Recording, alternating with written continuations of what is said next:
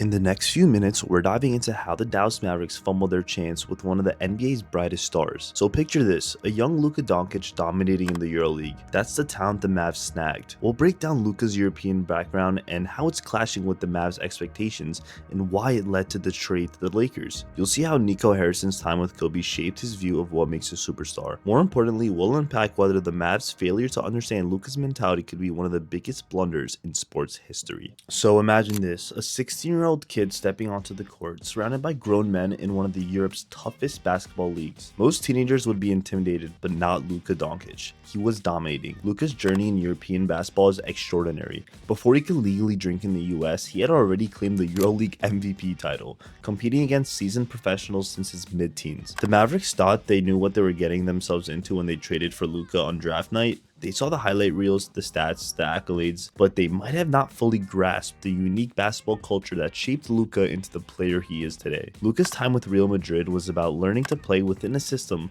that values team success over individual glory. In European basketball, top players often sacrifice their stats for the team's benefits. That's just always how it's been. This team-first mentality is ingrained from a young age for Luka. Take his performance in the 2018 EuroLeague Final Four. Luka didn't lead the scoring, but his all-around game and clutch plays were crucial in securing Real Madrid's championship. He finished with 15 points, 4 assists, and 3 rebounds in the final game. Not earth-shattering numbers, but his impact was undeniable. European basketball culture also emphasizes national team play. For European stars, representing their country is a matter of national pride. In the 2017 Eurobasket tournament, an 18-year-old Luka led Slovenia to its first ever gold medal, averaging 14.3 points, 8.2 rebounds, and 3.6 assists per game. Now, contrast this with the American approach to basketball. In the NBA, individual stats often take center stage. Players are celebrated for their scoring averages and highlight reel dunks. It's a culture that puts a premium on individual brilliance, sometimes at the expense of team success. So, how would Luka's European forward skills translate to the NBA's more individualistic culture? That was the million-dollar question facing the Mavericks. They had acquired a EuroLeague MVP and a champion, but the transition from European courts to NBA arenas isn't always smooth. Some NBA teams have struggled to properly utilize European talent. They see flashy stats and assume the player will seamlessly fit into their system. But European stars often bring a different basketball IQ, a unique understanding of spacing and team play that doesn't always mesh with the traditional NBA offenses. Luka's game exemplifies his European influence. His court vision, ability to elevate teammates, and knack for making the right play rather than flashy ones are hallmarks of his basketball education. The question remained, would the Mavericks be able to build a system that maximizes these strengths? When Nico Harrison first stepped into the Mavericks front office, he brought a relentless drive and laser-focused vision shaped by his years at Nike. His time wasn't just about selling shoes, it was a masterclass in the making of basketball legends, and no one left a bigger mark than Kobe Bryant.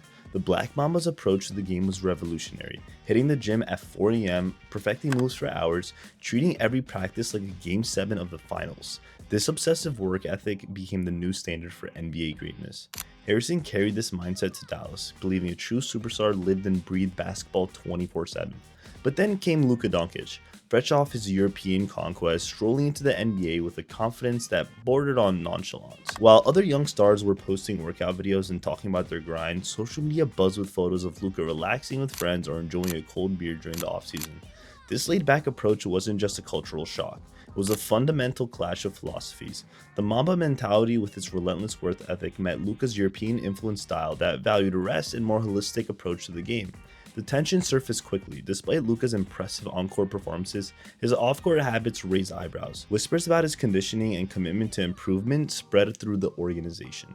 Patrick Dumont, part of the Mavericks management, expressed a desire for a culture of high-intensity leadership. This vision aligned with Harrison's approach, but clashed with Luka's more relaxed style. The irony was a hard miss. A player who had dominated European leagues as a teenager and was already making waves in the NBA was doubted because he didn't fit the mold of an American basketball superstar. What the Mavericks failed to realize was that Luka's success wasn't despite his approach, it was because of it. His relaxed demeanor reflected the confidence from years of high-level competition. Luka's European background taught him a different way: smart preparation, efficient energy use, and maintaining a healthy balance between basketball and life. Before a front office steeped in the Mamba mentality, this approach was hard to understand, let alone accept. They saw a player who didn't fit their definition of a superstar, blinding them to Luka's unique strengths. As the season progressed, the tension between Luka's style and the front office expectations continued to simmer. Each impressive performance from Luka seemed to both validate his approach and deepen the confusion of those who believed in Mamba Mentality. The Mavericks found themselves at a crossroads, forced to reconcile their long-held beliefs with the undeniable success of their young European stars. So picture this: Luka, the Maverick young star, driving hard to the basket, contact, no whistle. Luka's heated reaction to missed calls became a common in Mavericks games as the sound of sneakers on the court. But for the Mavericks leadership, this wasn't just a few missed calls. It was about leadership, team culture, and their example, their top player set. Imagine you're courtside at a Mavs game, Luka's waving through defenders, takes a hit, goes for a layup, no whistle. Instead of sprinting back on defense, Luka's arms are in the air, a face of mix of disbelief and frustration as he jaws at the ref. Meanwhile, the opposing team races down the court, capitalizing on the 5-on-4 advantage. Easy bucket. This scene played out repeatedly, wearing on the team. Coaches and veteran players expected their franchise player to prioritize getting back on defense, not protesting calls. It's a kind of accountability baked into NBA culture, especially for star players. But here's a twist: this behavior that had the Mavs front office pulling their hair out is pretty standard in European leagues. Players often look at the rest before sprinting back on defense. After the Dallas Mavericks clinched the Western Conference Finals, Luka Donic was seen celebrating with a beer in hand during the post-game festivities. In a now viral clip, Mavericks executive and former star Michael Finley walked up and snatched the beer from Doncic's hand while Luka was talking with his father. Donic appeared puzzled and merely shrugged his shoulders as Finley removed the drink. Mark Cuban later explained that Finley, an old-school competitor, didn't want Luka being seen on camera holding a beer during interviews. At that time, the interaction came off as lighthearted and humorous moment, but in hindsight, it hinted at underlying issues. Subsequent reports suggested the beer incident was symbolic of broader tensions within the Mavericks organization regarding Doncic's fitness and off-court habits. Team insiders revealed that Dallas management had grown frustration with Luka's conditioning and didn't like his taste for beer and hookah, viewing it as a sign of poor discipline. In other words, the front office worried that Luka wasn't taking his health and diet seriously enough, especially given some recurring injuries. The Athletics reportings even noted that certain Maverick staff predicted Luka's basketball demise if his habits continued unchecked. This illuminates why Finley was quick to remove the beer. The team was concerned about public image and Luka's professionalism. Doncic's camp did not appreciate this narrative. After the season, and especially once trade rumors surfaced, Luka's father, Sasa Donic, blasted the Mavericks' handling of the situation. He called the organization's focus on Luka's fitness very unfair, pointing out that Luka had carried a massive workload on the court and arguing the team was using his conditioning as an excuse to justify trading him. He essentially told Dallas management, "You made the decision to trade him, so stand by it and don't smear him after the fact." This back and forth underscores that the beer snatching incident and the chatter about Luka's lifestyle did not create some friction between Donic and the Mavericks leadership. The dynamic between players and officials is different in Europe. There's more back and forth and more immediate protests of calls. It's part of the game. Contrast that with NBA's expectations. Star players are expected to be in the calm in the storm, lead by example, keep cool under pressure, and focus on the next play rather than the last call. It's a mindset reinforced by legends like LeBron James and Kobe Bryant, showing that true leadership often means putting the team first, although most people would not agree. So when Luka argued with a ref while the other team scored, it wasn't just about these 2 points, it's about the message it sent to his teammates and the leadership vacuum it created on the court. The Mavericks found themselves in a tough spot. They had a generational talent who could do things with the basketball that left fans and opponents in awe, but they had a young man still learning to navigate the cultural differences between European and NBA basketball.